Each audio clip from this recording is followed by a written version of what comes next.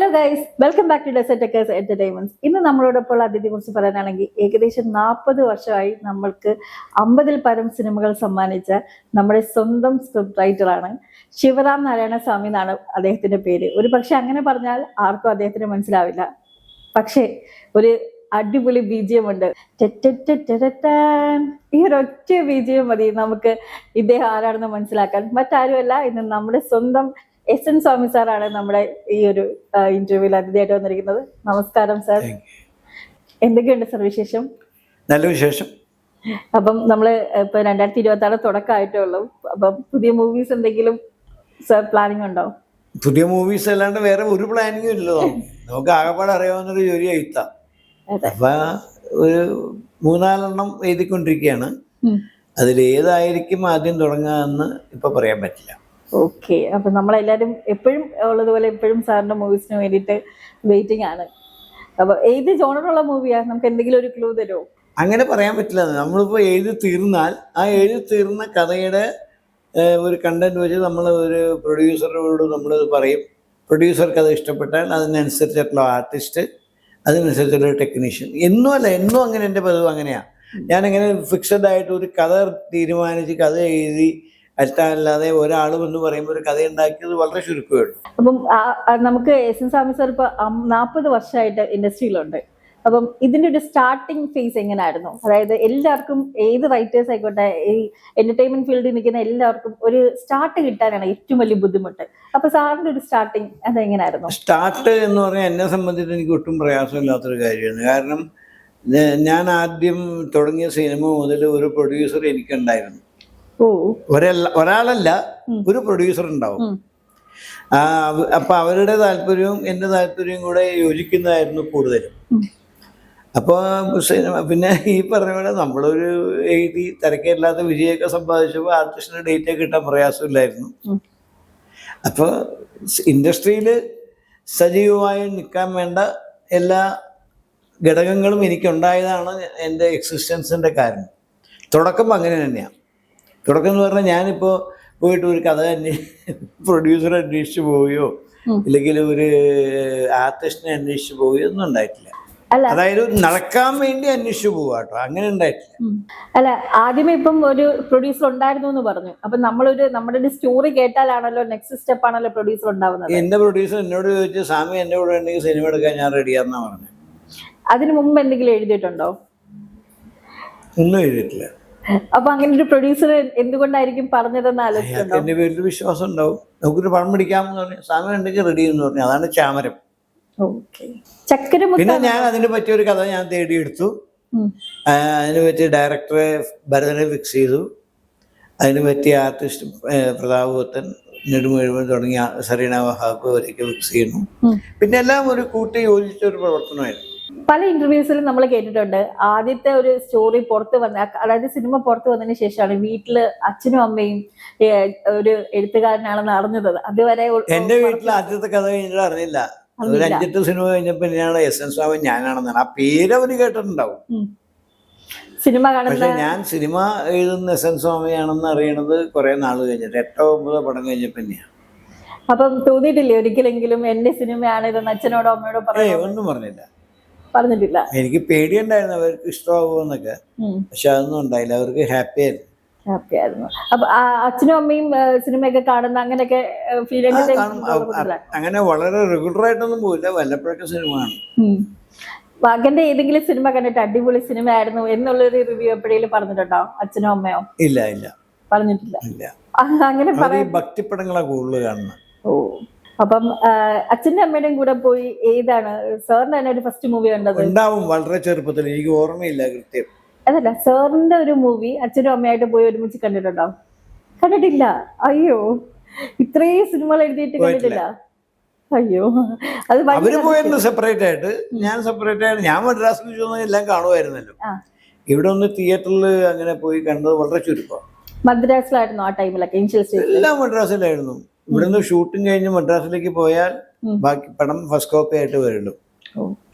അപ്പം എറണാകുളത്ത് തന്നെയാണോ ജനിച്ചതും വളർന്നതും ഒക്കെ? അതെ അതെ. അതിനുശേഷം വേറെ എന്തെങ്കിലും വർക്ക് ചെയ്തിട്ടുണ്ടോ, അതോ ഡയറക്റ്റ്? ആ സമയത്ത് എനിക്ക് വേറെ പാരലായിട്ട് വർക്കൊക്കെ, കോൺട്രാക്ട് ഒക്കെ ഉണ്ടായിരുന്നു. എന്തായിരുന്നു പഠിച്ചത്? പഠിച്ചതൊക്കെ 10ാം ക്ലാസ് വരെയുള്ളൂ. 10ാം ക്ലാസ്സോ? എന്നിട്ടാണോ ഇത്രയും അടിപൊളി മൂവീസ് ഒക്കെ എഴുതുന്നത്? 10ാം ക്ലാസ് എന്തിനാ? പഠിപ്പും വിദ്യാഭ്യാസവും എഴുത്തുമായിട്ടൊക്കെ എന്ത് ബന്ധം? ഇതിലെ ഡയലോഗ്സ് എന്ന് പറയുമ്പോ ഇപ്പോഴും ആൾക്കാര് ആരാ പറഞ്ഞ മലയാളം പഠിച്ചാലേ എഴുതാൻ പറ്റുള്ളൂ? ഞാൻ തന്നെ എക്സാമ്പിൾ, എനിക്ക് വേറെ ഒന്നും വേണ്ട. ഞാൻ മലയാളം പഠിച്ചിട്ടേ ഇല്ല. പഠിച്ചിട്ടില്ല. സംസ്കൃതമായിരുന്നു ലാംഗ്വേജ്, ഇംഗ്ലീഷ് മീഡിയം ആയിരുന്നു. മലയാളം നോൺ ഡീറ്റെയിൽഡ് എന്നും പറഞ്ഞ് ഒരു ചെറിയൊരു ബുക്ക് ഉണ്ടാവും, ഒരു സബ് പേപ്പർ ആയിട്ട്. അതെ, അത്രേ ഉള്ളൂ. അപ്പം ആ ടൈമിൽ ബുക്കുകളൊക്കെ വായിക്കുമായിരുന്നോ? വായിക്കാറുണ്ട്. അത് പൊതുവെ മലയാളം ആണോ? മലയാളത്തെക്കാളും കൂടുതൽ ഇംഗ്ലീഷാണ്. ഓക്കെ. ഏറ്റവും കൂടുതൽ ഇൻസ്പയർ ചെയ്ത 2 ബുക്സ് പറയോ? ഇഷ്ടം എന്നൊക്കെ ചോദിച്ചാൽ ഒരുപാട് പേരുടെ കഥകൾ വായിക്കും. അങ്ങനെ നമുക്കങ്ങനെ ഒരു ഫാൻസി ഇല്ലെങ്കിൽ ഭയങ്കര ഫാൻഷിപ്പ് ഒന്നുമില്ല ആരോടും. കിട്ടിയ കഥയൊക്കെ വായിക്കും. ഞാൻ അങ്ങനെ ഓതറുടെ പേര് കണ്ടിട്ട് വായിക്കുന്ന ഒരാളല്ല. ഞാൻ ആ പ്രിഫേസ് വായിക്കും. ബുക്കിന്റെ ബാക്ക് സൈഡിൽ കാണില്ലേ ഡിസ്ക്രിപ്ഷൻ, അത് നോക്കി വായിച്ചിട്ട് കൊള്ളാമെന്ന് തോന്നി ആ ബുക്ക് വാങ്ങി. ഏതെങ്കിലും ചില ബുക്സ് വായിച്ചു കഴിയുമ്പോഴത്തേക്ക് കുറേ ദിവസത്തേക്ക് നമുക്ക് ആ ഒരു ചിലപ്പോ ഒരു ഭയങ്കര ഒരു എന്തെങ്കിലും ഒരു ട്രാജഡി ഒരു സ്റ്റോറി വായിക്കുമ്പോൾ നമുക്ക് നമ്മളത് ഫീൽ ചെയ്യും. അങ്ങനെ ആയ പലതും എൻ്റെ ഉള്ളിലുണ്ടായിരിക്കാം. അതൊക്കെ ആയിരിക്കും ഭാവിയിൽ സിനിമയിൽ വരുമ്പോഴുള്ള പല ഘടകങ്ങളായിട്ടും വന്നിട്ടുണ്ടാവും. ഇപ്പൊ ഞാൻ പറയാം, ചക്കരവിമാ എന്നുള്ള സിനിമ ഉണ്ടാവാൻ കാരണം ഞാൻ അന്ന് ഈ ഇന്നത്തെ ചിന്താവിഷയം എന്ന് പറയും മലയാള മനോരമയിൽ എല്ലാ ഞായറാഴ്ചയും വരുന്ന ഒരു ടോപ്പിക് ഉണ്ട്. ആ ടോപ്പിക്കിൽ വന്ന ക്രിസ്മസ് ട്രീ എന്നും പറഞ്ഞൊരു വിഷയം ഉണ്ടായിരുന്നു. ഒരു കൊച്ചുകുട്ടി ജർമ്മനിയിലെങ്ങാണ്ടാന്ന് തോന്നുന്നു, ഇതേപോലെ ഒരു കൊച്ചുകുട്ടി തൻ്റെ ഗ്രാൻഡ് ഫാദറിന്റെ ഏറ്റവും വലിയ അംബീഷൻ പറയാം, ആ സ്ട്രീറ്റിലെ ഏറ്റവും വലിയ ക്രിസ്മസ് ട്രീ ആ കുട്ടിയുടെ വീട്ടിലായിരിക്കുന്നു. അതിന്നുണ്ടായതാണ് ചക്കരവിമാ. അപ്പൊ അറിഞ്ഞോ അറിയാതെ നമ്മൾ വായിക്കുന്നതും കാണുന്നതും ഒരു എഴുത്തുകാരനെ ആ ഒരു ബിറ്റ് അതുകൊണ്ട് കഥയാവോ? ഇല്ല, അതൊന്നും ആവില്ല. ഇല്ല. പക്ഷെ നമുക്ക് ചെറിയൊരു അതായത് നമുക്ക് ഇൻസ്പിറേഷൻ കിട്ടാൻ വേണ്ടി നമുക്ക് ഏതെങ്കിലും ഒരു അട്രാക്റ്റീവ് പോയിന്റ് ഉണ്ടാവുന്ന. അതെ, ഇത് ശരിക്കും പറഞ്ഞാൽ കഥ എഴുതുന്നവർക്ക് മാത്രമേ ഇത് ശരിക്കും മനസ്സിലാവുള്ളൂ പറഞ്ഞു. കാരണം എന്താ വെച്ചാൽ നമുക്കൊരു ഇമാജിനേഷൻ, ഒരു പോയിന്റ് മതി. ആ പോയിന്റ് ഡെവലപ്പ് ചെയ്യാൻ കഴിഞ്ഞാൽ ഗുഡ്. ഏറ്റവും കൂടുതൽ സമയം എടുത്ത് എഴുതിയ ഒരു സ്ക്രിപ്റ്റ് ഏതാ? ഒരു ഓർമ്മയില്ല. കാരണം ഞാൻ ഒരു സമയത്ത് ഒരു സ്ക്രിപ്റ്റ് അല്ല എഴുതുക, 3-4 എഴുതും. ചിലപ്പോൾ ഇപ്പം എഴുതിക്കൊണ്ടിരുന്ന ഒരു മാസത്തേക്ക് അതായിരിക്കും, അതവിടെ നിർത്തി അടുത്തത് തുടങ്ങിയ ഒരു മാസം അതായിരിക്കും. അങ്ങനെയൊക്കെ പോകുന്നതുകൊണ്ട് കൃത്യം ഒരു സിനിമയ്ക്ക് എത്ര സമയം എടുത്തു ചോദിച്ചാൽ നമുക്ക് പറയാൻ പറ്റില്ല. പിന്നെ ഏറ്റവും കൂടുതൽ മനസ്സിന് സ്വന്തമായിട്ട് സന്തോഷം തോന്നി, അതായത് ഈ സിനിമ ഇറങ്ങിയപ്പോൾ എനിക്ക് ഭയങ്കര സന്തോഷം തോന്നി എന്ന് പറഞ്ഞു? ഒരുമാതിരി എല്ലാ സിനിമയും, ഇപ്പം അത് ആക്ഷൻ ആയാലും ഫാമിലി ആയാലും വേറെ ഏത് ജേണലിലായാലും നമുക്ക് അങ്ങനെ ഒരു സന്തോഷം കിട്ടിയാലേ എഴുതാൻ പറ്റുള്ളൂ. നമുക്ക് സന്തോഷം തോന്നാതെ സങ്കടം തോന്നി എഴുതാൻ പറ്റില്ല, ആർക്കും എഴുതാൻ പറ്റില്ല. എങ്ങനെ എഴുതുന്നത്? അല്ല, തിയേറ്ററിൽ വന്നതിന് കണ്ടതിന് ശേഷം ഞാൻ പ്രതീക്ഷയിലും നന്നായി വന്നു എന്ന് തോന്നിയൊരു സിനിമ ഏതാ? മൈൻഡ് ചെയ്യാറില്ല. സക്സസും ഫെയിലിയറും ഒന്നും നോക്കാറില്ല. ഓക്കെ. നമുക്ക് അതിന് സമയം ഉണ്ടായിരുന്നില്ല അന്ന്. അതിന്റെ പുറകെ പോയി അതിന്റെ സക്സസും ഫെയിലിയറൊക്കെ അന്വേഷിച്ച് പിടിച്ചൊക്കെ വരാനൊന്നും എനിക്ക് സമയം ഉണ്ടായില്ല. ഫെയിലിയർ ആണെങ്കിൽ ഓക്കെ ഫെയിലിയർ, സക്സസ് ആണെങ്കിൽ സക്സസ്. ഇതുവരെ സിനിമ എഴുതിയ സമയത്ത് ഏതെങ്കിലും മൂവിയുടെ ഒരു എഴുതി തുടങ്ങുന്നതിന് മുമ്പ് എന്തെങ്കിലും ഒരു സജഷൻസ് ഫ്രണ്ട്സുമായിട്ടോ അല്ലെങ്കിൽ ഫാമിലിയായിട്ടോ ഡിസ്കസ് ചെയ്തിട്ടുണ്ടോ? അതായത് ആ കൺസേൺഡ് വിഷയമായിട്ട് ബന്ധപ്പെട്ട ഫ്രണ്ട്സായിട്ട് ഡിസ്കസ് ചെയ്യും. ഇപ്പോൾ ഒരു CBI ഡയറക്ടർ കുറിപ്പ് എഴുതുമ്പോൾ CBI എന്ന് പറഞ്ഞ ആ ഒരു ഈ സെൻട്രൽ ഗവൺമെന്റിന്റെ കീഴിലുള്ള ഡിപ്പാർട്ട്മെന്റായിട്ട് എനിക്ക് വലിയ ഗ്രാഹ്യം ഉണ്ടായില്ല. അപ്പം ആ സമയത്ത് അവിടെ വർക്ക് ചെയ്ത പല സുഹൃത്തുക്കളോട് ഞാൻ സംസാരിച്ചിട്ടുണ്ട്.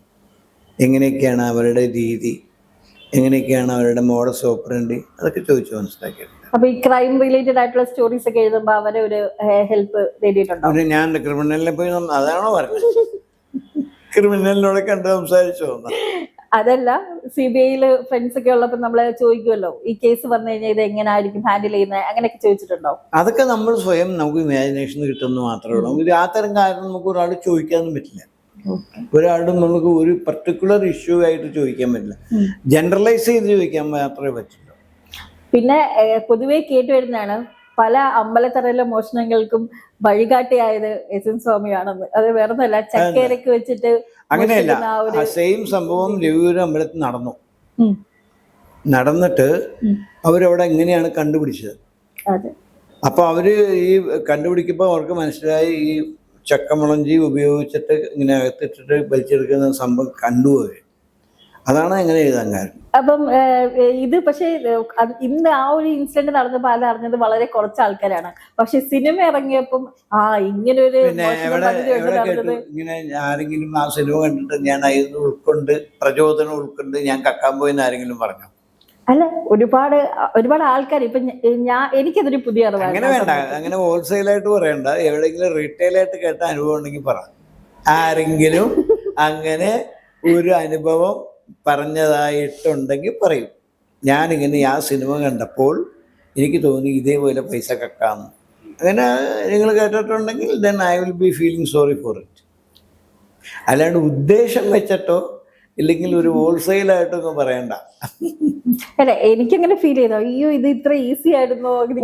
ഈസി അങ്ങനെയല്ല, പിന്നെ നമുക്ക് തോന്നുന്നല്ലേ ഈസിയാണ്. ആരും കാണാതിരിക്കയില്ലേ നമ്മളിങ്ങനെ ഇങ്ങനെ വെണ്ണായിരുന്നു ഇങ്ങനെ പൊക്കി എടുക്കുമ്പോഴേക്കും കാണില്ല. വളരെ സിമ്പിൾ ട്രിക്സ്. ശരിയാണ്, കക്കുന്നതൊക്കെ പലതും സിമ്പിളാ കള്ളന്മാർക്ക്, അല്ലാത്തവർക്കും. അതെ, പോലീസ് അടിച്ച ജയിലിൽ കിടക്കേണ്ടവരും സിമ്പിളൊന്നും അല്ല. മാനിഫെസ്റ്റേഷനെ വിശ്വസിക്കുന്ന ഒരാളാണോ? മാനിഫെസ്റ്റേഷൻ, നമ്മൾ ആഗ്രഹങ്ങളെ നമ്മൾ മാനിഫെസ്റ്റ് ചെയ്ത്, അല്ലെങ്കിൽ ലോ ഓഫ് അട്രാക്ഷൻ, അങ്ങനെ ഒരു ടോപ്പിക്കിൽ വിശ്വസിക്കുന്ന ഒരാളാണ്. ലോ ഓഫ് അട്രാക്ഷൻ പറഞ്ഞാൽ എന്താ? അതായത് നമ്മളെ മനസ്സിൽ ആഗ്രഹിക്കുന്ന സാധനം ഈ ലോ ഓഫ് അട്രാക്ഷൻ പറഞ്ഞാൽ എന്താ? What is attraction? നമ്മൾ അട്രാക്ട് ചെയ്ത് എടുക്കുക എന്നുള്ളതാണ്. ഇപ്പൊ ഞാൻ പറയാം, നിന്നെ കാണുമ്പോൾ നീ ഒരു ഈ പറഞ്ഞ പോലെ യങ്സ്റ്റർ ഗേളാണ്. ഒരു ചിലപ്പോൾ ഒരു പയ്യനെ കണ്ടാൽ നമുക്കൊരു അട്രാക്ഷൻ തോന്നും. അയാളെ കുറിച്ച് നമ്മളൊന്നും അറിയില്ല, അയാളുടെ പേര്. അത് കോൾഡ് അൺനോൺ അട്രാക്ഷനാണ്. It's a law. കാരണം it is law under harmony.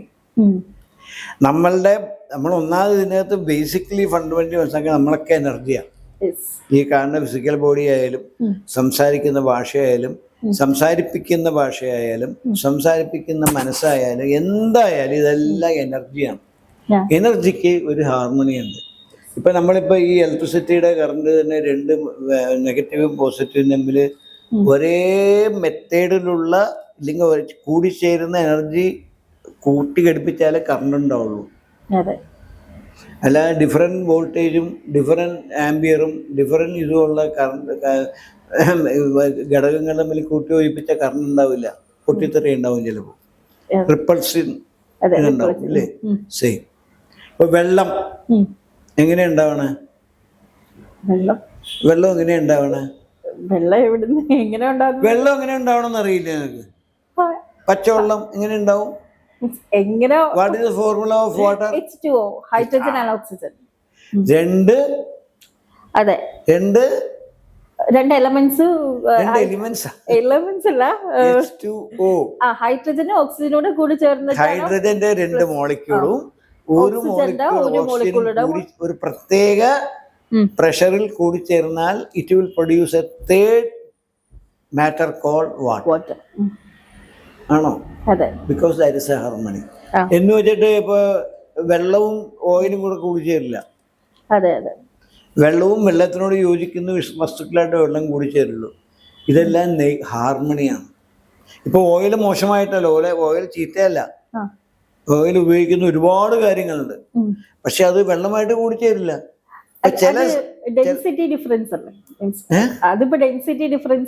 Density മാത്രമല്ല, ഒരുപാട് ഡിഫറൻസ് ഉണ്ട് അതിനകത്ത്. നമ്മൾ പഠിച്ചിരിക്കുന്ന ഡെൻസിറ്റിയോ വാട്ടറിനോ അല്ലെങ്കിൽ ഡെൻസിറ്റി ഓഫ് എയറിനോ അല്ലെങ്കിൽ ഡെൻസിറ്റി ഓഫ് എക്സോ വൈയോ പഠിച്ചിട്ടുണ്ടാവും. പക്ഷെ വേറെ ഒരുപാട് കാര്യങ്ങളുണ്ട് ലോ ഓഫ് അട്രാക്ഷൻ. ആ law of attraction is also common to human beings. അതിന് ഹേർഡ് ഇൻസ്റ്റിക്ട് എന്ന് ഒരു വളരെ വളരെ പെട്ടെന്ന് മനസ്സിലാകും. അതായത് പശുക്കള്, മൃഗങ്ങള്, ഇതെല്ലാം നമ്മുടെ ഇൻഡിവിജ്വൽ ഇൻസ്റ്റിങ്ക്റ്റാണ്. മൃഗങ്ങള്, പക്ഷികളൊക്കെ ഹേർഡ് എന്ന് പറയും, അതായത് കൂട്ടം ഇൻസ്റ്റിങ്ക്റ്റ് എന്ന് പറയും. ഒരു പശു ഒച്ചയെടുത്താൽ എല്ലാ പശുക്കളും അങ്ങോട്ട് നോക്കും. മനസ്സിലായി. ഒരു പശു കൂട്ടത്തിൽ നടന്നുപോയ എല്ലാം എന്റെ പുറകെ പോകും. അപൂർവം വേർതിരിഞ്ഞ് ഒറ്റയ്ക്ക് പോകുന്നുണ്ടാവും, പക്ഷെ കൂട്ടമാണ് അവരുടെ instinct basically. That is called herd instinct. അതൊരു ലോ ഓഫ് അട്രാക്ഷനാണ്. അത് അതേ പാറ്റേണിലുള്ള. ഇപ്പോൾ പെൻഗ്വിൻ പക്ഷി എവിടെയായാലും ഒറ്റയ്ക്ക് കാണില്ല, ഒരുമിച്ചേ ഉണ്ടാവുള്ളൂ. അതെ, അത് എപ്പോഴും ഗ്രൂപ്പായിട്ടായിരിക്കും. അങ്ങനെയാണ്. അതേപോലെ law of attraction when it works, കൂടിച്ചേരാവുന്നത് ചേരേണ്ട പോലെ ചേർന്നാൽ അതിൻ്റെ പേരാണ് ബ്യൂട്ടി. അല്ലാണ്ട് ബ്യൂട്ടിക്ക് എന്താ ഒരു അടിസ്ഥാനമുള്ളത്? അതെ, എന്താ ഉള്ളത്? എന്താ ബ്യൂട്ടി എന്ന് പറഞ്ഞാൽ കാണാൻ നല്ല സുന്ദരി. എന്താ സുന്ദരി എന്ന് വെച്ചാൽ ചേരേണ്ട പോലെ ചേർന്നാൽ ദാറ്റ് ഈസ് ബ്യൂട്ടി. എന്നുവെച്ചാൽ ഓരോരുത്തർക്കും ഓരോ ഘടകങ്ങൾ ഉണ്ടാവും, ഓരോ ഘടകങ്ങൾ ചേരേണ്ട പോലെ ചേർന്നാലാണ് ബ്യൂട്ടി. അതായത് കമ്പാരിസണിലല്ല ബ്യൂട്ടി ഉണ്ടാവുന്നത്. എല്ലാം അങ്ങനെ തന്നെയാണ്. Beauty means the best harmonious impact ആണ് ബ്യൂട്ടി. അതേപോലെ തന്നെ സിനിമയിൽ ഒരുപാട് കോൺട്രവേഴ്ഷ്യൽ ആയിട്ടുള്ള സബ്സ്റ്റൻസ് ഉണ്ടെങ്കിലും അതെല്ലാം ചേരേണ്ട പോലെ ചേർന്നാൽ ബ്യൂട്ടിയാണ്. ചില ആൾക്കാരുടെ ചേരി നല്ല സ്ഥലമൊന്നും നമുക്ക് ജീവിക്കാനും പറ്റും. സിനിമയിൽ ചേരിയൊക്കെ എടുത്തു വെച്ചേണ്ട ചില ക്ലാസിക് ആയിരിക്കും കണ്ടു കഴിഞ്ഞാൽ. ഒട്ടും കൊള്ളാത്ത സ്ഥലം പോലും കാണാൻ സുന്ദരമായിരിക്കും. അത് ആ ഫ്രെയിമിൻ്റെ ബ്യൂട്ടിയാണ്. ഇപ്പം ഈ മുറിയുടെ ഘടന തന്നെ 100 പേരെടുത്താൽ 100 ടൈപ്പ് ആയിരിക്കും. ചിലപ്പോൾ അതിൽ ചിലതൊക്കെ ഭയങ്കര ബ്യൂട്ടി ആയിരിക്കും കാണാൻ. That is called harmony. That is called law of attraction. അപ്പൊ ഈ ലോ ഓഫ് അട്രാക്ഷൻ വഴി മാനിഫെസ്റ്റ് ചെയ്ത ഡ്രീംസ് ഒക്കെ എന്താണ് മാനിഫെസ്റ്റ് എന്ന് പറഞ്ഞാൽ? നമുക്കൊരു ഡ്രീംസ് നേടണം എന്നുള്ളത് നമ്മൾ തന്നെ അതിനെ മാനിഫെസ്റ്റ് ചെയ്യണ എന്ത് വേണം? നമുക്ക് ആദ്യം ഒരു ഡ്രീം വേണം, നമുക്കൊരു ഡ്രീം വേണം. അപ്പൊ അതിനെ നമ്മള് അതിനുവേണ്ടി നമ്മൾ ട്രൈ ചെയ്യും. എല്ലാ ഡ്രീമും മാനിഫെസ്റ്റ് ആവുമോ? ഇല്ല, പക്ഷെ നമ്മൾ അതിനുവേണ്ടി ഹാർഡ് വർക്ക് ചെയ്യും. അങ്ങനെയല്ല, നമ്മൾക്കും കൂടെ നമ്മളിപ്പോ ഈ നമ്മുടെ മനസ്സെന്ന് പറയാൻ നമ്മൾ വിചാരിക്കുന്ന പോലുള്ള പറഞ്ഞ കേൾക്കണ സാധനമല്ല. അത് കാണാനൊക്കെ ആഗ്രഹിക്കും, പക്ഷെ അതൊന്നും നമുക്ക് ആവശ്യമുള്ളതായിരിക്കില്ല. അപ്പോൾ നമ്മുടെ മനസ്സിന് ആവശ്യമുള്ളതായിരിക്കണം, ബുദ്ധിക്ക് ആവശ്യമുള്ളതായിരിക്കണം, നമ്മുടെ സൈക്കിക് മൈൻഡിന് ആവശ്യമുള്ളതായിരിക്കണം, ഈ ബോഡിക്ക് ആവശ്യമുള്ളതായിരിക്കണം. അതിനെയാണ് ഡിസയേഴ്സ് എന്ന് പറഞ്ഞത്. ഡിസയേഴ്സ് ആണ് മാനിഫെസ്റ്റ് ചെയ്യണത്. അത് ചേരേണ്ട പോലെ ചേർന്നാൽ അത് ബ്യൂട്ടി ആയിട്ട് വരും. മനുഷ്യന് കുറച്ച് കഴിവൊക്കെ ഉണ്ട്. തനിക്ക് പറ്റാത്ത കാര്യം ശ്രമിച്ചു നോക്കാം, പക്ഷെ ഫെയിലിയർ ഉണ്ടാവും. അതുകൊണ്ടാണ് ഒരുപാട് പേര് പഠിച്ചിട്ടും എല്ലാം കഴിവുണ്ടായിട്ട് ചിലപ്പോൾ ശോഭിക്കാൻ പറ്റാതായി പോകും.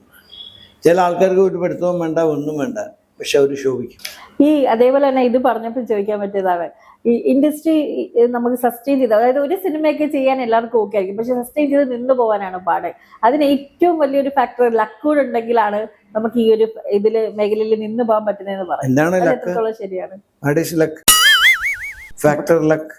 നമുക്ക് ആ ഒരു ഭാഗ്യം. ഈ ഹാർമോണിയസ് ആയിട്ട് വരുന്ന സാധനങ്ങൾ ഏറ്റവും നന്നായിട്ട് ഹാർമോണിയായിട്ട് സ്ഥിതി ചെയ്യുന്നെങ്കിൽ അതാണ് ലക്ക്.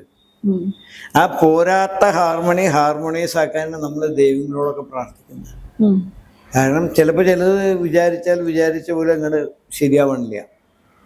ഇപ്പം നമ്മൾ വിചാരിക്കും നമുക്കല്ലാത്ത ശക്തി ദൈവത്തിനുണ്ടെന്നാണ് നമ്മുടെ സങ്കല്പവും വിശ്വാസവും. അപ്പം അങ്ങോട്ട് പ്രാർത്ഥിച്ചത് കൊണ്ട് ആ പ്രാർത്ഥനയുടെ ബലം കൊണ്ട് നേരെയായാൽ നമ്മൾക്ക് അത് ഹാർമോണിയസ് ആയിട്ട് വർത്തിക്കും. അപ്പോഴും ബാക്കിയുള്ള മെറ്റീരിയലൊക്കെ ഉണ്ടാവണം. ഒരു തമാശക്കൊരു കഥ പറയും. ഒരാൾ പിച്ചക്കാരൻ 10 കാശില്ല, അവൻ ലോട്ടറി അടിക്കണേ എന്ന് പറഞ്ഞ് പ്രാർത്ഥിക്കും. അങ്ങനെ ഗുരുവായൂരപ്പനടുക്കെ പോയിട്ട് എന്നും പ്രാർത്ഥിക്കും, എനിക്ക് ലോട്ടറി അടിക്കണേ. ഒരിക്കൽ ഇങ്ങനെ ഗുരുവായൂരപ്പൻ ഒരൊറ്റ അടി വെച്ച് കൊടുത്തു അവനിട്ട്, പോയിട്ട് ടിക്കറ്റ് വാങ്ങിക്കടാ കഴുതെന്ന് പറഞ്ഞു. നമുക്ക് ചെയ്യാനുള്ള ഭാഗം നമ്മൾ ടിക്കറ്റ് ഇല്ലാതെ ഇവൻ പറഞ്ഞ എനിക്ക് ലോട്ടറി അടിക്കണേന്ന്. അതേപോലെ നമ്മളെല്ലാവരും നമ്മൾ ടിക്കറ്റ് ഇല്ലാത്ത ആൾക്കാരാണ് നമ്മൾ പ്രാർത്ഥിക്കുന്നത്. ടിക്കറ്റ് വേണം കയ്യിൽ, ആ ടിക്കറ്റിൽ ഇതെല്ലാം പെടും.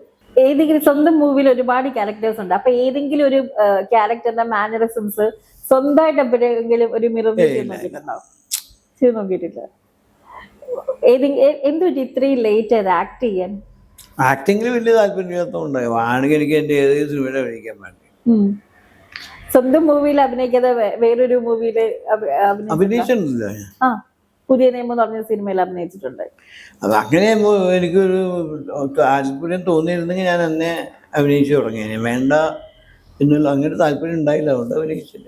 അതേപോലെ തന്നെ എപ്പോഴും എസ് എൻ സ്വാമി എന്ന് പറയുമ്പോൾ എല്ലാവരും സെലിബ്രേറ്റ് ചെയ്യുമ്പോഴും ഒരുപാട് സിനിമ ഉള്ളപ്പോഴും, പക്ഷെ സ്വാമി സാർ എപ്പോഴും ഭയങ്കര സിമ്പിൾ ആണ്. ഒരു സഞ്ചിയും ഒരു സ്ഥലമുണ്ടും. ആരും പറഞ്ഞു ഇങ്ങനെ ഒരുപാട് സിനിമ ചെയ്താൽ ഭയങ്കര ആർഭാടമായിരിക്കണം എന്നും സിനിമ കുറവ് ചെയ്താൽ സിമ്പിൾ ആയിരിക്കണം? ആരോ പറഞ്ഞു ഇങ്ങനെയൊക്കെ? നമുക്ക് പൊതുവെ ഇപ്പോഴത്തെ ഒരു ഇത് വെച്ചിട്ട് ഒരു സിനിമ സക്സസ് ആകുമ്പോൾ തന്നെ പല ആൾക്കാരും അവരെ ഫുൾ കെട്ടിപ്പ് മാറും. ഓരോരുത്തരുടെ ടേസ്റ്റ് അത് നമുക്ക് അവരെ ചോദ്യം ചെയ്യാനൊന്നും പറ്റില്ല.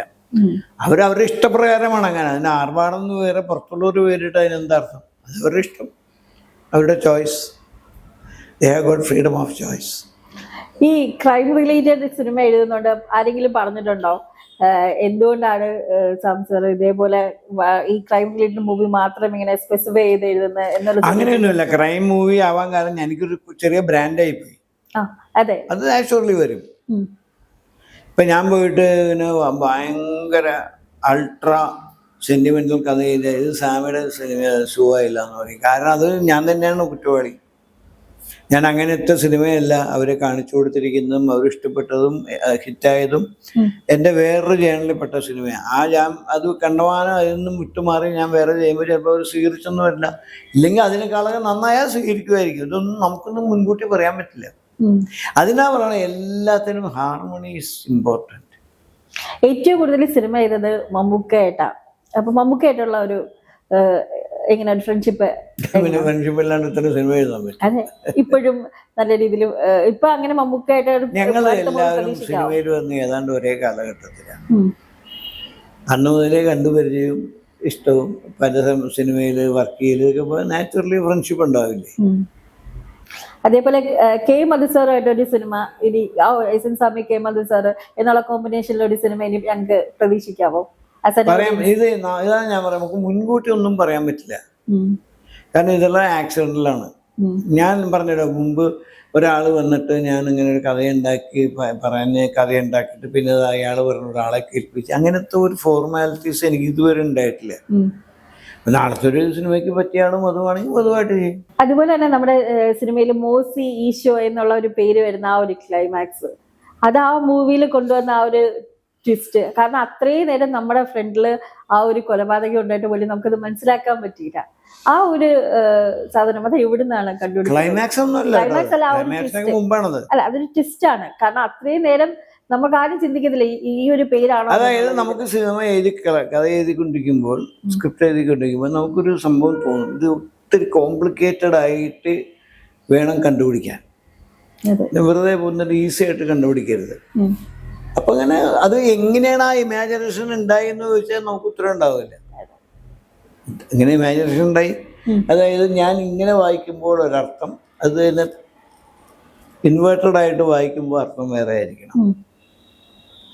അപ്പൊ അങ്ങനെ ഒരു 5-6 മാസം കഷ്ടപ്പെട്ടത് കണ്ടുപിടിക്കാൻ. അത് മിററിൽ എഴുതി നോക്കിയിട്ടുണ്ടായിരുന്നോ സ്വന്തമായിട്ട് എപ്പോഴെങ്കിലും? മിററിൽ എപ്പോഴെങ്കിലും സ്വന്തമായിട്ട് അത് എഴുതി നോക്കിയിട്ടുണ്ടായിരുന്നോ? എഴുതാതോ? ആ ഒരു വേർഡ് 26 ആൽഫബറ്റ് ആയിരക്കണക്കിന് വേർഡ്സ് തിരിച്ചും മറിച്ചും എഴുതി വായിച്ചിട്ടുണ്ട്. പിന്നെ അതാണ് ഇങ്ങനെ ഉണ്ടാക്കണേ. അതുമില്ല, ആ എഴുതിയ സാധനം ഈ കഥാപാത്രങ്ങൾക്ക് യോജിക്കണം, അതിന് മീനിങ് ഫുൾ ആയിരിക്കണം. അപ്പൊ ഈശോ എന്നുള്ള വാക്കും കിട്ടണം, തിരിച്ചു വായിക്കുമ്പോൾ മൂസിയും കിട്ടും എന്ന് പറഞ്ഞാൽ രണ്ട് കോൺട്രാസ്റ്റ് ഉള്ള വാക്കുകളാണ്. പക്ഷെ രണ്ടിനും അർത്ഥം ഉണ്ടാവണം. ഒരുമിച്ച് വായിക്കുമ്പോൾ ഒരു ആംഗിളിൽ വായിക്കുമ്പോൾ ഒരു അർത്ഥവും വേറൊരു ആംഗിൾ വായിക്കുമ്പോൾ വേറൊരു അർത്ഥവും ഉണ്ടാവണം. അതും യോജിപ്പുണ്ടാവണം. It is not easy. കാണുന്നവർക്ക് ഈസി ആയിരിക്കും. അതെ, ആ ഒരു സാധനം നമുക്ക് കണ്ട സമയത്ത് അയ്യോ എന്ന് നമുക്ക് തോന്നും. ഇത് കൺമുമ്പിൽ ഉണ്ടായിട്ട് നമ്മൾ ശ്രദ്ധിക്കാതെ പോകുന്ന ചില ട്വിസ്റ്റുകളാണ് അതൊക്കെ. അതുപോലെ തന്നെ റൈറ്റേഴ്സ് ബ്ലോക്ക് ഉണ്ടാവുമ്പോ എന്താണ് ചെയ്യുന്നത്? നീ എൻ്റെ അടുത്ത് രഹസ്യങ്ങളൊക്കെ തോണ്ടുകയാണോ? അല്ല, അപ്പൊ എല്ലാവർക്കും റൈറ്റേഴ്സ് ബ്ലോക്ക് വരുന്നവർക്ക് ഇത് ഒരു റൈറ്റേഴ്സ് ബ്ലോക്ക് എന്നൊക്കെ പറഞ്ഞാൽ അങ്ങനെയല്ല. നമ്മളിപ്പോ ഒരേ പാറ്റേണിൽ എഴുതിക്കൊണ്ടിരിക്കുമ്പോൾ നമുക്ക് കുറെ കഴിഞ്ഞാൽ 2-3 തരം മടുപ്പുണ്ട്. എഴുതിയ സാധനം തന്നെ പിന്നെയും പിന്നെ എഴുതുന്നു, അതിനൊരു മാറ്റമില്ല. അതിന് നമുക്ക് ഉള്ളിൽ തന്നെ ഒരു ചിന്താക്കുഴപ്പം വരും. അതിനാണ് ബ്ലോക്ക് എന്ന് പറയുന്നത്. പക്ഷെ ആ ചിന്താക്കുഴപ്പം ഒരുപക്ഷെ പെട്ടെന്ന് നമുക്ക് ഓവർടേക്ക് ചെയ്യാൻ പറ്റില്ല. വേറെ പുതിയ സാധനം ഉണ്ടാവണം. ആ പുതിയ സാധനം ഉണ്ടാവുന്നത് ചിലപ്പോൾ ഈ സമയം എടുത്തുന്നിരിക്കും, പെട്ടെന്ന് കിട്ടിയെന്ന് വരില്ല. എന്നാൽ അതിൽ നിന്ന് വിട്ടു പോകാനും പറ്റില്ല. അതാണ് ബ്ലോക്ക് എന്ന് പറയുന്നത്. അത് എത്ര വേഗം കിട്ടുന്നോ അത്ര വേഗം ഓവർകം ചെയ്യാൻ എന്തെങ്കിലും ചെയ്യാറുണ്ട്. അത് നാച്ചുറലി അങ്ങനെ സാധാരണയിൽ അങ്ങനെ റൈറ്റേഴ്സ് ബ്ലോക്കിന് അവർ പറയണത് സാധാരണ നോർമൽ ഫിസിക്കൽ മെന്റൽ എക്സസൈസ് ഒക്കെ പറയണം. ഞാനതൊന്നും വലുതായിട്ട് പ്രാക്ടീസ് ചെയ്തിട്ടില്ല. ഒരുപാട് മൂവീസ് കാണുന്ന ആളാണ്. എന്തായാലും ആ ബ്ലോക്കുള്ള സമയത്ത് എഴുതില്ല, എഴുതാനായിട്ട് മടുപ്പ് വന്നാൽ പിന്നെ എഴുതില്ല. ഒരുപാട് മൂവീസ് കാണുന്ന ആളാണോ? കാണും, ഒരുമാതിരി എല്ലാ മൂവീസും തിയേറ്ററിൽ പോയി കണ്ടില്ലെങ്കിൽ വീട്ടിലിരുന്ന് കാണും. ഏത് ടൈപ്പ് മൂവിയാ ഏറ്റവും കൂടുതൽ ഇഷ്ടം കാണാൻ? അങ്ങനെയല്ല, അങ്ങനെ നമ്മൾക്ക് എനിക്കങ്ങനെ ഒരു പ്രത്യേകത ഇല്ല. പക്ഷെ പൊതുവെ എൻ്റർടൈനിങ് ആയിരിക്കണം, അതാണ് നിർബന്ധം. അത് ഈ പറഞ്ഞ ദുഃഖമായാലും സുഖമായാലും തമാശയായാലും ആക്ഷനായാലും ഇൻവെസ്റ്റിഗേഷൻ ആയാലും എന്തായാലും ഷുഡ് ബി എൻ്റർടൈനിങ്. ഇപ്പം ഞാൻ പറയാം, അടുത്ത കാലത്ത് ഞാൻ കണ്ട സിനിമയാണ് പ്രകമ്പനം. It was entertaining. നമുക്ക് അതിനകത്ത് വേറൊരു എലിമെന്റ് നമുക്ക് കാണേണ്ട കാര്യമില്ല. 2 മണിക്കൂർ ഫുൾ വേറെ ഒന്നും ആലോചിക്കാതെ അതേ തന്നെ കോൺസെൻട്രേറ്റ് ചെയ്ത് entertainment is attracting us. That is called law of attraction. Kannan ഇപ്പം ഡയറക്ഷൻ ആ ഒരു ഫീൽഡിലേക്ക് വന്നുകൊണ്ടിരിക്കുകയാണ്. അപ്പം എസ്എൻ സ്വാമി സാറിന്റെ സ്ക്രിപ്റ്റ് കണ്ണൻ ഡയറക്ട് ചെയ്ത് അങ്ങനെ ഒരു മൂവി എപ്പോഴെങ്കിലും മനസ്സിൽ ചിന്തിച്ചിട്ടുണ്ടോ? അങ്ങനെയൊന്നും ഇങ്ങനെ പറയാ, നമ്മളെങ്ങനെ പറയാൻ പറ്റുമത്? അതൊരു ആസ് എ ഫാദർ എന്നുള്ള രീതിയിൽ പ്രൗഡ് മൊമെന്റ് ആണല്ലോ. അപ്പൊ അങ്ങനെ ഒരു ഇത് വേണം എന്ന് ആഗ്രഹിച്ചിട്ടുണ്ട്? അല്ല, അങ്ങനെ ഒരു സാഹചര്യം ഉണ്ടായി. ഇതെല്ലാം സംഭവിക്കുന്നത് വളരെ ആക്സിഡന്റിലായിരിക്കണം. മുൻകൂട്ടി തീരുമാനിച്ച് ഞാൻ ശരിയാക്കി തരാം എന്ന് പറയാമെന്ന് ശരിയാവില്ല. അവൻ്റെ ടേസ്റ്റും അവൻ്റെ ഇഷ്ടവും അവൻ്റെ നാച്ചുറലായിട്ടുള്ള ഇൻസ്റ്റിങ്ക്റ്റും എല്ലാം കൂടിച്ചേരുമ്പോഴാണ് ശരിയാവുക. അത് എനിക്ക് തോന്നണം, എഴുതിയ സാധനം പറ്റുമെന്ന് അവനും തോന്നണം. വെറുതെ അടിച്ചേൽപ്പിച്ചിട്ട് കാര്യമില്ല. ആർക്കും, ഒരു ഡയറക്ടർക്കായാലും ഒരു റൈറ്റർക്കായാലും പറ്റില്ല അത്. കാരണം എന്തുകൊണ്ട് ഞാൻ ചെയ്ത സാധനം എക്സ് നന്നായിട്ട് ചെയ്തു, എന്തുകൊണ്ട് വൈക്ക് ചെയ്യാൻ പറ്റണം? There is no answer for that. കാരണം വൈയുടെ ടേസ്റ്റ് അല്ല ഇയാൾക്ക്, ഡിഫറെന്റ് ടേസ്റ്റ്. അത് ആരുടെ കുറ്റമോ കുറവോ ഒന്നുമല്ല, ദാറ്റ് ഈസ് ബോൺ. അതേപോലെ വീട്ടിലും മകളും ഒരുപാട് ആർട്ട് ഗാലറിയിലൊക്കെ പടങ്ങളൊക്കെ വരച്ച എക്സിബിഷൻ. അപ്പൊ മൊത്തത്തിലൊരു കലാകുടുംബമാണ് എസ്എൻ സ്വാമി സാറിന്റെ അല്ലേ? എന്നൊന്നും എനിക്കറിയില്ല. അതൊക്കെ ഇങ്ങനെ ഓരോന്നായിട്ട് വരുന്നത്. അങ്ങനെ ഉണ്ടോ എന്ന് ചോദിച്ചാൽ എനിക്കറിയില്ല. ഇത് എനിക്കൊരു എക്സാമ്പിൾ മാത്രമേ ഉള്ളൂ. ഇപ്പോൾ അത് വേറൊരു കാര്യമുണ്ട്, അങ്ങനെ ആയത് കൊണ്ടൊന്നും അവരുടേതായിട്ടുള്ള അവരുടെ ഒരു റീച്ച് അവരെത്തിയിട്ടില്ല എന്ന് അവർ പറയണം. ഏറ്റവും കൂടുതൽ ഇനിയും എന്റെ ഒരു ആഗ്രഹം ഇനിയും എനിക്ക് ഫുൾഫിൽ ചെയ്യാനുണ്ട് എന്ന് വിചാരിക്കുന്ന ഒരു ആഗ്രഹം, അങ്ങനെ ഒരു ആഗ്രഹം ഇല്ലേ? ഇത് തന്നെ ആഗ്രഹം. സിനിമ ചെയ്യുക, എഴുതുക. കണ്ടിന്യൂസ് എല്ലാ ദിവസവും എഴുതാറുണ്ടോ? എല്ലാ ദിവസവും എഴുതാറുണ്ടോ? അപ്പൊ ഇപ്പൊ ഞാനൊരു പുതിയ ബിഗിനറാണ് സ്ക്രിപ്റ്റ് റൈറ്റിംഗിൽ. അപ്പൊ ഞാൻ എന്തൊക്കെ കാര്യങ്ങളാണ് ശ്രദ്ധിക്കുന്നത്? ഇമാജിനേഷൻ ഉണ്ടാവുന്നത് നമുക്ക് ആർക്കും അറിയാത്തൊരു രഹസ്യമില്ല, അതാണ് ഒബ്സർവേഷൻ. ഇപ്പം നീ രാവിലെ ഇറങ്ങി നടക്കുമ്പോൾ ഇങ്ങനെ കാഷ്വലായിട്ട് നടക്കുക, നീ ചിന്തിക്കുക ഉള്ളിലേക്ക്. അപ്പം കിട്ടുന്നതായിരിക്കില്ല പുറത്ത് ചിന്തിച്ചു കഴിഞ്ഞാൽ. നമ്മൾ ദൈവമേ നമുക്കൊരു പല സമയത്ത് നമുക്ക് ഞെട്ടിപ്പോവും. നമ്മൾ കാണാത്ത കാഴ്ചകൾ ഈ സാധാരണ പോലിരിക്കുമ്പോൾ കാണും. സോ നമ്മൾ തലേ ദിവസം കണ്ടതല്ല ഇന്ന് കണ്ടിരിക്കുന്നത്. ഓരോ ദിവസം കാഴ്ചകൾ മാറിക്കൊണ്ടിരിക്കുകയാണ്. അല്ല, നമ്മുടെ ഒബ്സർവേഷൻ നമ്മളെ മാറി ചിന്തിപ്പിക്കുന്നതിന്റെ എക്സാമ്പിൾ ഞാൻ പറഞ്ഞ. അല്ലാണ്ട് അതൊന്നും മാറുന്നില്ല, അതൊക്കെ ആയിരിക്കും. പക്ഷെ നമ്മൾ പോകുമ്പോൾ ഇന്നലെ കാണാത്തന്ന് കാണുമ്പോൾ നമുക്കൊരു അത്ഭുതം തോന്നും. അത് ഒബ്സർവേഷന്റെ വളരെ പ്രധാനപ്പെട്ട ഒരു കോൺട്രിബ്യൂഷനാണ്. അതേപോലെ നമ്മള് പലപ്പോഴും ഇപ്പം സ്വാമി സാറ് മനസ്സിൽ കണ്ട ഏതെങ്കിലും അല്ലെങ്കിൽ എഴുതണം എന്ന് ആഗ്രഹിച്ച ഏതെങ്കിലും ഒരു കണ്ടന്റ് പിന്നീട് എപ്പോഴെങ്കിലും വേറൊരു ലാംഗ്വേജ് സിനിമയായിട്ട് വന്നത് അങ്ങനെ എത്രയോ ഉണ്ട്. അത് നമുക്കൊന്നും പറയാൻ ഒരേ സമയത്ത് പല ആൾക്കാർക്കും ചിന്തിക്കാം. അത് ഞാനാണ് കാരണം എന്ന് പറയാനൊന്നും പറ്റില്ല. ഇല്ല, കാരണമല്ല. അപ്പൊ ആ ഒരു ടൈമില് വിഷമം എന്താ അയാൾക്ക് ചിന്തിച്ചൂടെ? വേറെ ഞാൻ ഒരിക്കലും കാണാത്ത ആളും കേൾക്കാത്ത ആളോ ആയിരിക്കും അത് എഴുതുക. അപ്പൊ ഞാൻ എനിക്ക് തോന്നണം അങ്ങനെ അല്ല, ഇത് ഞാൻ വിചാരിച്ചായിരുന്നു. പക്ഷെ ഞാൻ എന്റെ കഥ എല്ലാവരോടും പറയാം, അവര് എന്തെങ്കിലും എഴുതിക്കോട്ടെ എന്ന് പറയും. നമ്മൾ ഉദയനാണ് സിനിമയിൽ കണ്ടൊരു സീനാണ്. നമ്മൾ എഴുതിക്കൊണ്ടിരിക്കുന്ന സ്ക്രിപ്റ്റില് ക്ലൈമാക്സ് കിട്ടുമ്പോൾ നമ്മുടെ ലാലേട്ട വന്നിട്ട് അയ്യോ ക്ലൈമാക്സ് കിട്ടിയെന്ന് ഭയങ്കര സന്തോഷത്തെ റൂമിൽ നിന്നൊക്കെ ഓടി വരുന്നത്. അതേപോലെ ഏതെങ്കിലും ഒരു സിനിമയുടെ ക്ലൈമാക്സിൽ അത്ര എക്സൈറ്റ്മെന്റ് ആയിട്ടുള്ള പല സിനിമയുടെയും ക്ലൈമാക്സ് ഒക്കെ ലാസ്റ്റ് മൂമെന്റിൽ നമ്മൾ മാറി ചിന്തിച്ചിട്ടുണ്ട്. അത് ഇമ്പ്രൂവ് ചെയ്യാൻ വേണ്ടി മാറ്റി ചെയ്യുന്നുണ്ട്. അങ്ങനെയൊക്കെ ഉണ്ടായിട്ടുണ്ട്. പലരുടെയും കോൺട്രിബ്യൂഷൻ ചിന്തിച്ചിട്ടുണ്ട് ഒക്കെ ഉണ്ടായിട്ടുണ്ട്. അതെല്ലാം ആ പ്രോജക്റ്റിൽ എവിടെയെങ്കിലും ഈ പറഞ്ഞ പോലെ ഈ ഫാക്ടർ ഉണ്ടെങ്കിൽ അതൊക്കെ സംഭവിക്കും. അത് എപ്പോൾ സംഭവിക്കും, എങ്ങനെ സംഭവിക്കും എന്ന് ചോദിച്ചാൽ നമുക്ക് പറയാൻ പറ്റും. But it happen. അതേപോലെ വൈഫ് എപ്പോഴെങ്കിലും ഏതെങ്കിലും സിനിമ കണ്ടിട്ട് അയ്യോ ഇതിങ്ങനെ ഇത് കുറച്ചുകൂടെ മാറ്റായിരുന്നു, അങ്ങനെ എന്തെങ്കിലുമൊക്കെ സജഷൻസ് പിന്നെ പറയാനുണ്ടോ? ഇങ്ങോട്ട് തോന്നി അങ്ങോട്ടും തോന്നും. വീട്ടില് എങ്ങനെയാണ്? ഭയങ്കര ഇതേപോലെ തന്നെ കാമൻ കൂളായിട്ടുള്ള ആളാണോ സാംസർ? അല്ല, പല ആൾക്കാരും നമ്മള് വീട്ടില് ചിലപ്പോ ഒരു കർഷകനായിട്ട് ഇരിക്കുന്ന ഒരാളായിരിക്കും. എനിക്ക് ഒരു മോഹമേ ഉള്ളൂ. CBI സീരീസിൽ ഇനി അടുത്ത ഒരു സീരീസ് നമുക്ക് പ്രതീക്ഷിക്കാം. CBI സീരീസ് എന്നും പറഞ്ഞ ഒരു സീരീസ് ഞാൻ ഉണ്ടാക്കിയിട്ടില്ല. ഒരു കഥ ഉണ്ടായി വരുമ്പോൾ അത് ഏത് ഫോർമാറ്റിൽ ചെയ്താൽ നന്നാവും തോന്നുമ്പോൾ സംഭവിക്കുന്നതാണ് CBI. അതിപ്പോൾ പോലീസ് കഥയായിട്ടോ ഇല്ലെങ്കിൽ വേറെ ഏതെങ്കിലും രീതിയിലോ ഒന്നിലും പെടാത്ത പുതിയൊരു രീതിയിലോ സംഭവിക്കാൻ പാടില്ല എന്നൊക്കെ പറയാൻ പറ്റില്ല. ചിലതിങ്ങനെ ആലോചിക്കുമ്പോൾ CBI ആണെങ്കിൽ കൊള്ളാം. കാരണം CBI എന്ന് പറയുന്ന ഒരു ഒരു ഒരു ഒരു ലെജൻഡ് അതിനകത്ത് വരണം എന്നുണ്ടെങ്കിൽ അതിന് പറ്റിയ ബാക്ക്ഗ്രൗണ്ട് വേണം, അതിന് പറ്റിയ ഫൗണ്ടേഷൻ വേണം. ചുമ്മാ വന്നിട്ട് ഏതെങ്കിലും കേസ് അന്വേഷിച്ചു പോയിട്ട് കാര്യമില്ല. അങ്ങനെ അന്വേഷിച്ചു പോയിട്ട് മഹാവധമായത് എനിക്കറിയാം. അത് അവർക്കും കൂടെ പൊട്ടൻഷ്യാലിറ്റി കിട്ടുന്ന വിഷയമാണെങ്കിൽ മാത്രമേ പറ്റുള്ളൂ. ഇപ്പം ഒറിജിനൽ ലൈഫിൽ CBI ഏത് കേസും കോടതി പറയുന്ന കേസൊക്കെ എടുക്കുക, അതിന്റെ പേരിൽ നമുക്ക് സിനിമയാക്കാൻ പറ്റില്ലല്ലോ. അതേപോലെ ഒരു സീക്രട്ട് എന്ന് പറഞ്ഞ സ്വന്തം ഡയറക്ഷനിൽ ഒരു മൂവി എടുത്തപ്പം ന്യൂ ജനറേഷൻ നായകനായിട്ടുള്ള നമ്മുടെ ഒരു പടം ചെയ്തു, ന്യൂ ജനറേഷൻ നായകനെയൊക്കെ. അതെ, അതാണ് ഞാൻ ചോദിക്കുക. അപ്പം ധ്യാൻ ചേട്ടനുമായിട്ടുള്ള ഒരു വർക്കിംഗ് പാറ്റേൺ അത് എങ്ങനെയായിരുന്നു? നമുക്കങ്ങനെ വലിയ കാരണം ഇത് ഒരുപാട് കണ്ട് പഴയ നമുക്ക് എല്ലാ പാറ്റേണും നോക്കൂ ഈസിയാ. അല്ല, മറ്റുള്ള എല്ലാ ആൾക്കാരും അനാലിസിസ് ഒന്നും പോയിട്ട്. അപ്പം 30 വയസ്സ്, ഏകദേശം 30 വയസ്സായ സമയത്താണ് നമ്മള് സിനിമയിലേക്ക് എഴുത്ത് കാര്യങ്ങളൊക്കെ ആയിട്ട് കടന്നു വന്നത്. അപ്പം 30 വയസ്സായിട്ട് ആ ഒരു SM സ്വാമി സാറിനോ ഇപ്പോഴത്തെ SM സ്വാമി സാറിനോട് പറയാനുള്ള ഒരു കാര്യം എന്താണ്? ഭയങ്കര ഹാപ്പി ആണോ, അല്ലെങ്കിൽ എന്റെ നിങ്ങളാണ് പറയണ്ടത്, എന്നെ കണ്ട ഞാനാണോ പറയണ്ടത് ഞാൻ ഹാപ്പിയാണ്? നമ്മള് പുറത്ത് കാണുന്നില്ലല്ലോ, നമ്മുടെ ഇന്നർ നിരാശയൊന്നുമില്ല. ഇത്രയും കൊല്ലം ഒന്നും പറയാൻ എനിക്കില്ല. സാധാരണ പറയാൻ തുടങ്ങുമ്പോൾ അയ്യോ ഇത്രയും കൊല്ലമായിട്ടും പറയുമല്ലോ, എനിക്ക് അങ്ങനെ പറയാനില്ല. അല്ല, ആ ഒരു 30 വയസ്സുള്ള പയ്യനെ ഇപ്പൊ ഫ്രണ്ടിൽ കണ്ടു കഴിഞ്ഞാൽ എന്തായിരിക്കും പറയുന്നത്? ഞാനിപ്പോഴും. അപ്പൊ ഇനിയും ഒരുപാട് സിനിമകൾ നമുക്ക് കാണാൻ പറ്റട്ടെ, ഒരുപാട് എഴുതാൻ പറ്റട്ടെ. ഇപ്പൊ ഞങ്ങൾ എല്ലാവരും അടുത്ത സിനിമയ്ക്ക് വേണ്ടി വെയിറ്റിംഗ് ആണ്. ഇത്രയും നേരം നമ്മളായിട്ട് ടൈം സ്പെൻഡ് ചെയ്തത് ഒരുപാട് നന്ദിയുണ്ട്. നമസ്കാരം.